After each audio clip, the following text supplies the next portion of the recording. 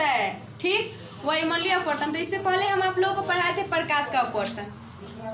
तो वायुमंडलीय अपवर्तन भी किसके कारण होगा? प्रकाश के अपवर्तन के कारण ही होगा, ठीक। देखिए वायुमंडलीय अपवर्तन किसे कहते हैं, यहाँ पे परिभाषा भी हम लिख दिए हैं। देखिए पृथ्वी के पास अपना वायुमंडल होता है, ये सबको पता है। पृथ्वी के पास क्या है? अपना वायुमंडल है, मतलब पृथ्वी के चारों ओर क्या है? हवाएं हैं, है कि नहीं? सब जगह हवा विद्यमान है, ठीक। अब देखिए जब वायुमंडल में प्रकाश द्वारा अपवर्तन होता है तो उसे वायुमंडलीय अपवर्तन कहते हैं। मतलब वायुमंडल में जब प्रकाश के द्वारा अपवर्तन होता है तो उसे वायुमंडलीय अपवर्तन कहते हैं। देखिएगा चूल्हा या स्टोव पे या गैस पे खाना बनता है तो उसमें से एक अलग ही लो की तरह निकलता है, ठीक। तो वो किसके कारण होता है? प्रकाश के अपवर्तन के कारण ही होता है। जब आप कभी कभी खूब धूप में खड़े रहिएगा और यहाँ पे खड़े हैं और उधर कुछ दूर तक देख रहे हैं, तब भी क्या होता है? लगता है कि एकदम आग जैसा ऐसे ऐसे हिल रहा है। तो किसके कारण हिलता है? वायुमंडलीय अपवर्तन के कारण। अब देखिए इसके कारण अब बुक में क्वेश्चन ये देगा कि वायुमंडलीय अपवर्तन क्या है, इसकी क्या क्या कारण है या क्या क्या घटनाएं इससे होती हैं। तो देखिए एक होता है कि तारे क्यों टिमटिमाते हैं। देखिए वायुमंडलीय अपवर्तन के कारण ही तारे टिमटिमाते हैं। यहाँ मैंने ये कारण घटना ना लिख के खुद क्वेश्चन ही लिख दिया है, क्योंकि ये क्वेश्चन आपसे ऐसे पूछेगा कि वो तारे क्यों टिमटिमाते हैं, ठीक। उसके बाद सूर्य, चंद्रमा और ग्रह नहीं टिमटिमाते हैं, क्यों? और उसके बाद ये पूछ सकता है कि सूर्योदय और सूर्यास्त के समय 4 मिनट का आभासी समय क्यों होता है? 4 मिनट का अंतर क्यों हो जाता है, ठीक। तो सबसे पहले हम ये जानेंगे कि वायुमंडलीय अपवर्तन की घटनाएं क्या है। तारों का टिमटिमाना, दूसरा सूर्योदय और सूर्यास्त के समय 4 मिनट का अंतर, और उसके बाद ग्रह नहीं टिमटिमाते हैं, ठीक। अब देखिए ये क्वेश्चन आपसे मान लो पूछ लिया कि तारे क्यों टिमटिमाते हैं, तो वास्तव में तारे टिमटिमाते नहीं हैं, तारों के पास अपना प्रकाश होता है। वास्तव में तारे टिमटिमाते नहीं हैं। अब देखिए वायुमंडल में क्या होता है? 2 तरह की हवाएं चलती रहती हैं।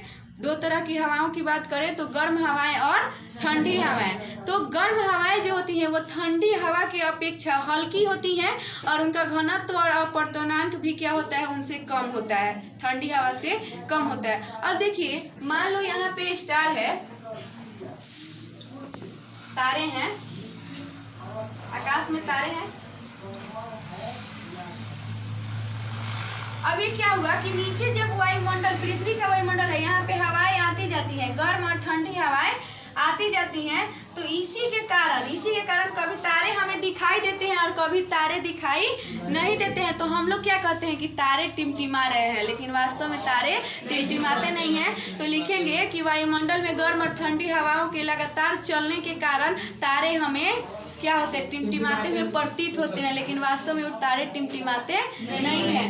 दूसरा क्वेश्चन है कि सूर्य, चंद्रमा और ग्रह नहीं टिमटिमाते हैं, क्या नहीं है? क्यों?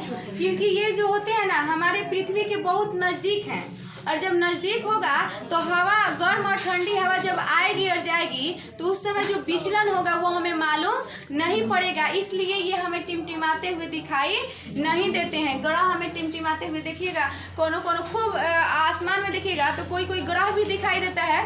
शाम को अधिकांशतः कौन सा ग्रह दिखाई देता है? शुक्र ग्रह, जो कि टिमटिमाता नहीं है, पूरा एकदम सबसे ज़्यादा चमकीला होता है, सबसे ज़्यादा चमकीला होता है, ठीक। तो वो क्यों नहीं टिमटिमाता है? क्योंकि वो पृथ्वी के थोड़ा सा एकदम नज़दीक होता है पृथ्वी के। अब यहाँ से अगर हवा आएगी जाएगी तो थोड़ी उतना अनुभव होगा, लेकिन तारा जो है ना वो बहुत दूर होता है पृथ्वी से, और इसका आकार जो होता है ये भी बहुत बड़ा होता है। बस दूर होने के कारण ये हमें छोटे छोटे दिखाई देते हैं। अब है कि सूर्योदय और सूर्यास्त के समय 4 मिनट का आभासी समय, मतलब सूर्योदय और सूर्यास्त के समय 4 मिनट का अंतर हो जाता है। देखिए जब सूर्योदय होता है तो सूर्य अभी क्षितिज से नीचे ही रहता है, ठीक, अभी नीचे ही रहता है, तब तक वो हमें दिखाई देने लगता है। किसके कारण? वायुमंडलीय अपवर्तन के कारण। मान लीजिए कि वो अभी निकला नहीं है, लेकिन उसका लाली जो हम लोगों को पहले ही दिखाई देने लगता है कि सूर्य निकल रहा है। तो ये होता है। अब जब ये अपने वास्तविक स्थान से आभासी स्थान पे आता है तो इस पृथ्वी पे इसका प्रकाश कैसा पड़ता है? तिरछा पड़ता है। कैसा पड़ता है? तिरछा।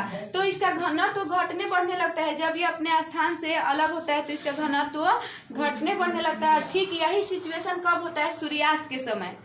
यही चीज सूर्योदय बोले तो सूर्य के उगने का समय सूर्योदय और सूर्य के डूबने का समय सूर्यास्त।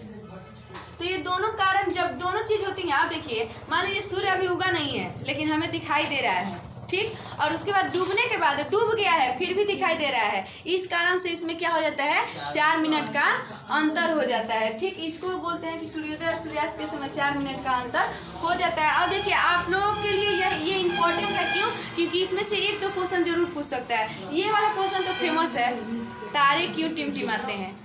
ये वाला क्वेश्चन बहुत ज़्यादा फेमस है, तारे क्यों टिमटिमाते हैं। और ये ऑब्जेक्टिव में हो सकता है पूछ दे कि सूर्योदय और सूर्यास्त के समय कितने मिनट का अंतर होता है, तो 4 मिनट का। कितने मिनट का? 4 मिनट का। ठीक, इसको याद कर लीजिएगा लोग। आगे का जो टॉपिक है वो हम लोग पढ़ेंगे प्रकाश का प्रकीर्णन और वर्ण विक्षेपण। ठीक, प्रकीर्णन और वर्ण विक्षेपण के कारण क्या क्या घटनाएं होती हैं, ये चीज़ पढ़ेंगे।